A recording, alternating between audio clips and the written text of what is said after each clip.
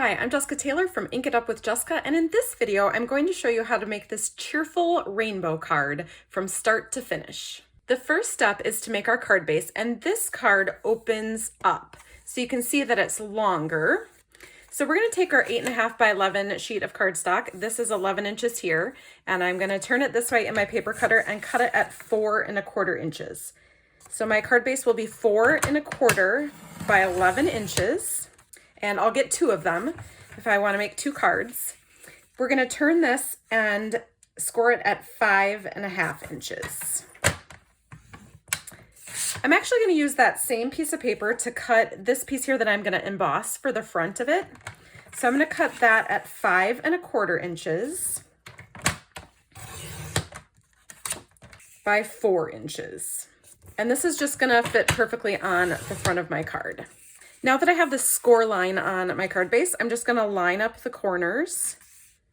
And then I like to use my bone folder to give it a nice crease so that it stays folded nicely.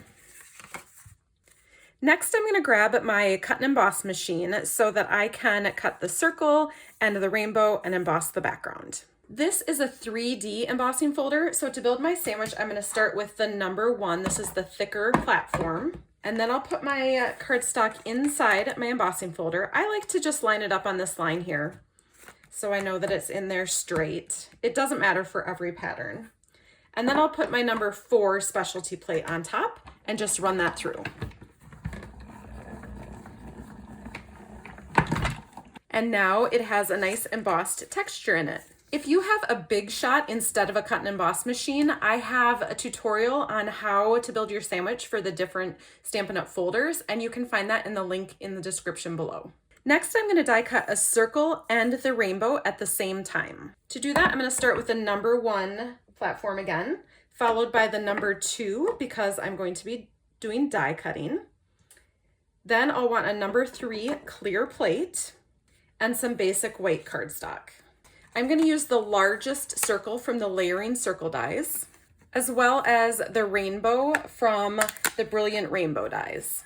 If you have a magnetic surface, that also works great for keeping these in place. You can also use a Post-it note or washi tape to hold it right where you want it.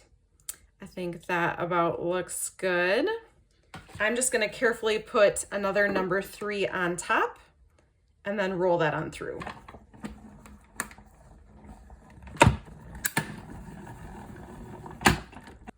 And there you see it cut my circle and the rainbow at the same time. Now I have these little rainbow pieces. You can toss these if you want. You can color them to make different color rainbows, whatever you want to do with them. Next, I'm going to stamp You Make Me Happy from the Rainbow of Happiness stamp set in Bermuda Bay ink. So I already have it on my clear block. Just going to ink it up. And then because this is a clear stamp, Stampin' Up! Calls them photopolymer, I can see where I want to stamp it, and that looks perfect. The rainbow that I used behind my rainbow cutout is from a piece of paper from the Sunshine and Rainbows designer series paper from Stampin' Up! If you don't have this paper or it's no longer available by the time you watch this video, know that you can cut out your own pieces in different colors.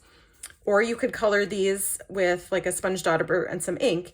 And then I would put this on another circle and then you could inlay the different colors. So this might be pink and the next one would be yellow. And then you could just glue them in like that. But since I have this beautiful paper, I'm just gonna cut out one of the rainbows here. They're kind of close together, but there is enough space that you can get the whole rainbow in there.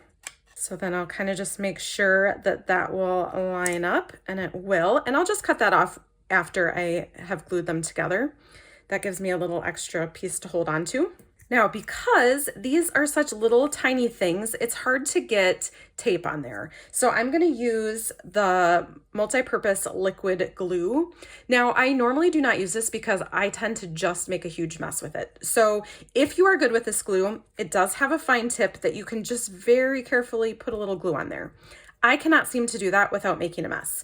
So what I do is use my silicone mat, and I'll just put a little bit of the glue right on there. And then I take a little wedge of a sponge and I dab it on there, and then I'm just gonna dab it over to get the glue on this rainbow part. And that way this will stick when I tape it. The other nice thing about this is it gives you a little bit of wiggle room. If you use double-sided tape, kind of it is where it is, and I did not line that up perfect. You want to make sure that you have really good lighting for lining things up on your cards. There we go. So I'm just going to press that into place.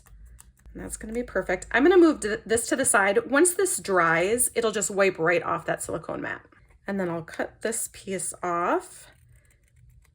And then it's time to assemble my card. I'm just going to flip this upside down because there's a little bit of glue back on there that still needs to dry a little bit. All right, to tape on my embossed piece, there's two different sides to this. This one, the little like hexagons pop out towards you. This one, they go in. I'm going to tape this side down. And I'm going to use the Stamp and Seal. Because of the embossed texture, sometimes you need a little sturdier adhesive to get it to stick and stay stuck to your card. That's why I go all the way around the edges. And then I will just pop that right down onto my card front, centering it. And then just rub it so that it all lays flat. Perfect. Then I'll add a few Stampin' Dimensionals to the back of my rainbow. On the bigger circles, I usually add more dimensionals because I want to make sure that it really stays popped up. And then if you have a fingernail, which I don't really have much of one at this point, but if you push down in the center of the dimensionals, it'll pop up the edges of the backing, so it makes them easier to take off.